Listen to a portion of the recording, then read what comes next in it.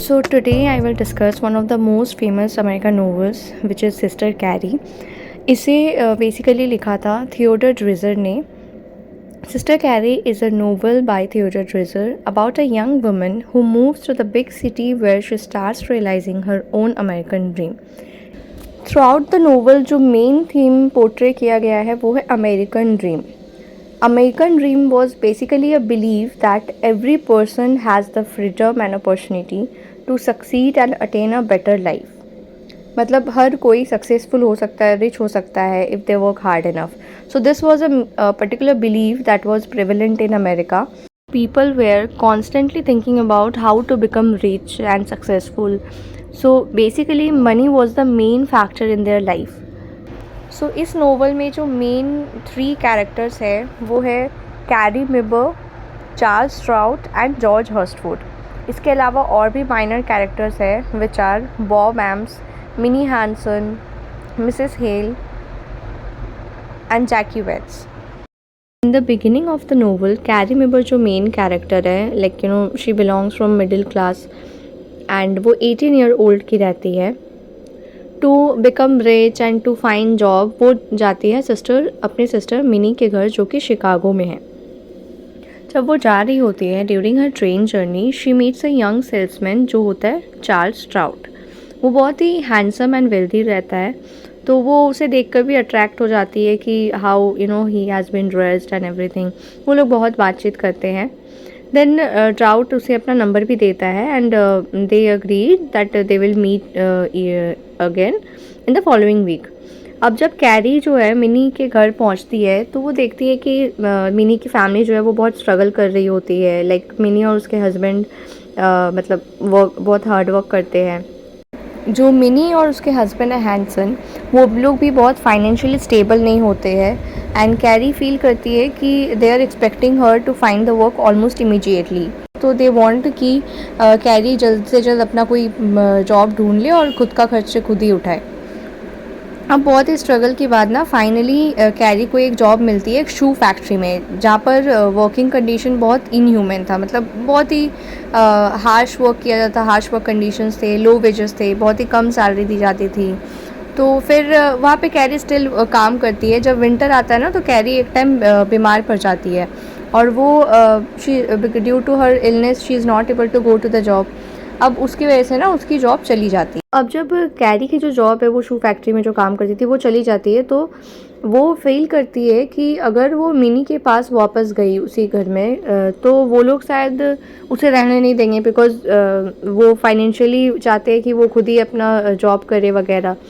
तो बेसिकली अब वो सोचती है कि मिनी के पास तो वो जा नहीं सकती है तो फिर वो ऐसे कुछ अनदर पोजीशन वगैरह के लिए सर्च करती है, कुछ दूसरा जॉब मिल जाए ऐसे. तो फिर ना उसे ड्राउट मिलता है जो वो यंग सेल्समैन जो ट्रेन में उसे मिला था. अब वो लोग लंच पे भी जाते हैं. ड्राउट जो है ना कैरी को $20 देता है नए कपड़े खरीदने के लिए, न्यू क्लोथ्स खरीदने के लिए. अब कैरी डिसाइड करती है कि वो ड्राउट के साथ रहेगी. अब जब वो ड्राउट के साथ रहने का डिसाइड करती है तो she learns the manners of high society. मतलब कैसे हाई सोसाइटी जो रिच पर्सन है वो कैसे रहते हैं, ड्रेस्ड है, कैसे लंच करते हैं वगैरह. एक दिन ड्राउट जो है अपने एक फ्रेंड को इनवाइट करता है. उसका फ्रेंड का नाम है जॉर्ज हर्स्टफोर्ड, डिनर के लिए. तो कैरी जब हर्स्टफोर्ड से मिलती है तो वो बहुत इम्प्रेस्ड हो जाती है हर्स्टफोर्ड से क्योंकि वो भी एक रिच पर्सन होता है. उसका एक खुद का एक सैलून होता है, वो ओनर है एक सक्सेसफुल सैलून का. वो उसके पास बेसिकली बहुत ज़्यादा वेल्थ रहता है मोर देन ड्राउट. अब एक दिन क्या होता है कैरी जो है वो ड्राउट को देखती है कोई दूसरी एक वुमेन के साथ वॉक करते हुए. तो कैरी तो ऑलरेडी हर्स्टवुड से इम्प्रेस थी ही, वो बहुत ज़्यादा वेल्दी है ऑफ कोर्स. तो कैरी ना मतलब धीरे धीरे हर्स्टवुड से मिलना स्टार्ट करती है. मतलब ये बात तो ड्राउट को नहीं पता है फ़िलहाल. और हर्स्टवुड जो है वो एक मैरिड पर्सन है, उसकी एक वाइफ है और चिल्ड्रन भी है, लेकिन स्टिल वो कैरी के साथ अफेयर करता है. अब ड्राउट को एक कोई थिएट्रिकल प्रोडक्शन के लिए एक फ़ीमेल लीड चाहिए होती है जो कि वो कैरी को बताता है. तो इसके वजह से कैरी वो फीमेल लीड का रोल प्ले करती है और इसके वजह से उसे बहुत ही अच्छा रिकग्निशन मिलता है. अब कैरी जो है बेसिकली हम देख रहे हैं कि ड्राउट और हर्स्टवुड दोनों पे डिपेंडेंट है. ड्राउट के थ्रू भी वो थिएटर वगैरह में ऐसे फेमस हो रही है लाइक, और हर्स्टवुड है ही वेल्दी पर्सन। अब कैरी ये चाहती है कि हर्स्टवुड से वो शादी करे, लेकिन वो तो ऑलरेडी शादीशुदा रहता है। तो कैरी हर्स्टवुड से शादी करने के लिए प्रॉमिस करती है, she agrees to marry him, एक कंडीशन पे, अगर वो अपने वाइफ को डाइवोर्स दे देता है तो। अब हर्स्टवुड की वाइफ को भी ये पता चल जाता है कि वो उसका कोई अनदर वुमेन के साथ अफेयर है जो कैरी है।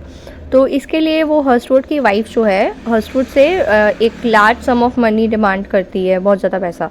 तो उसकी वाइफ जब भी ऐसे बहुत सारे पैसे की डिमांड करती है तो हर्स्टवुड क्या करता है ना, उसके जो एम्प्लॉयर्स रहते हैं, उसके एम्प्लॉयर्स का नाम होता है Fitzgerald and mall.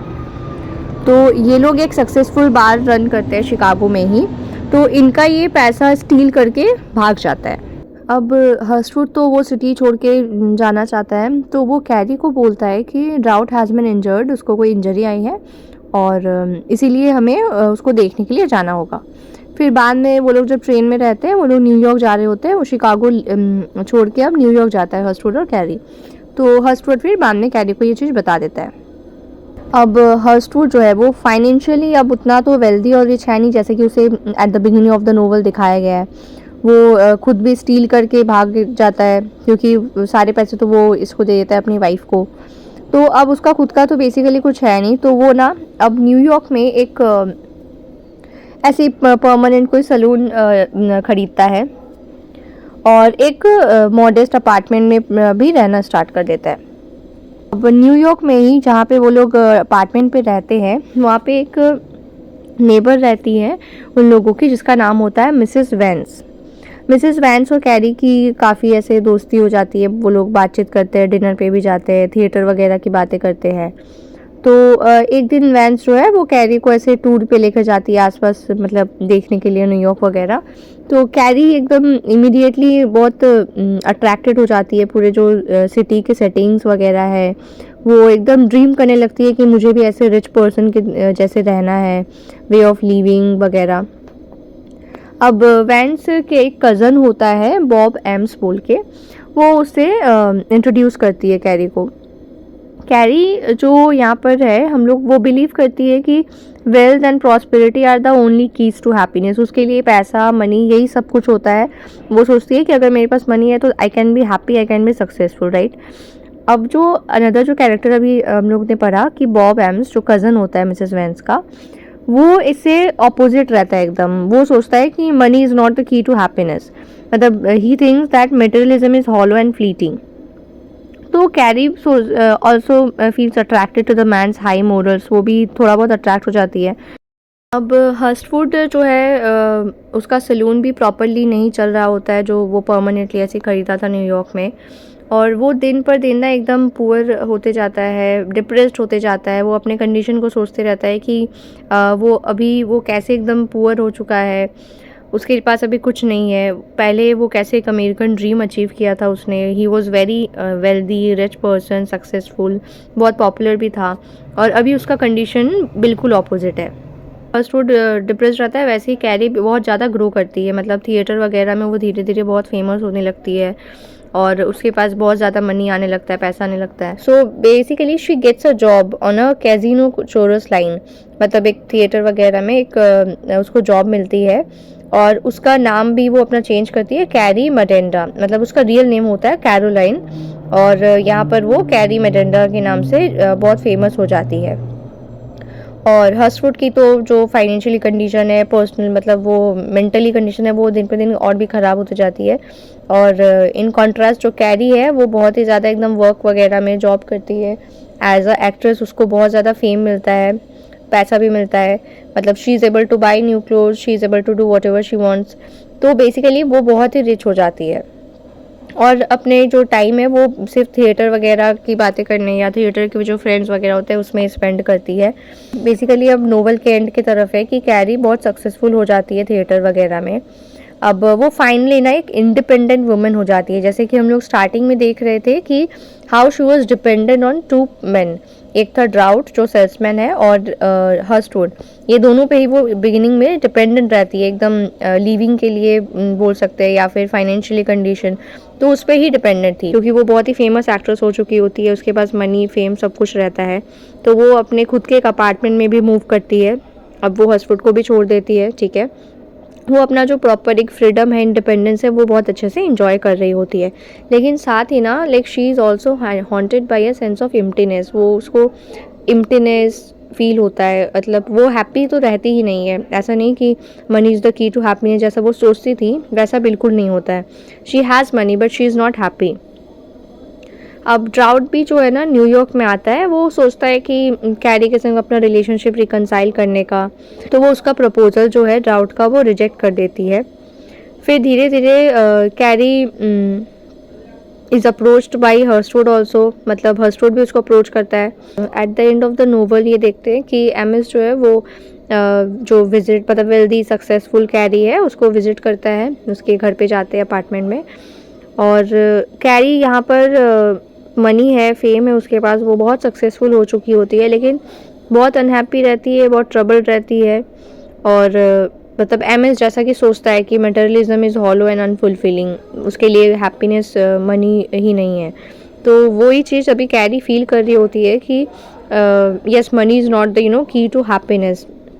She has money, fame, she has become an actress, उसको बहुत अच्छा फेम मिल रहा होता है, पॉपुलरली एकदम हर जगह फेमस है वो, लेकिन वो हैप्पी फील नहीं करती है।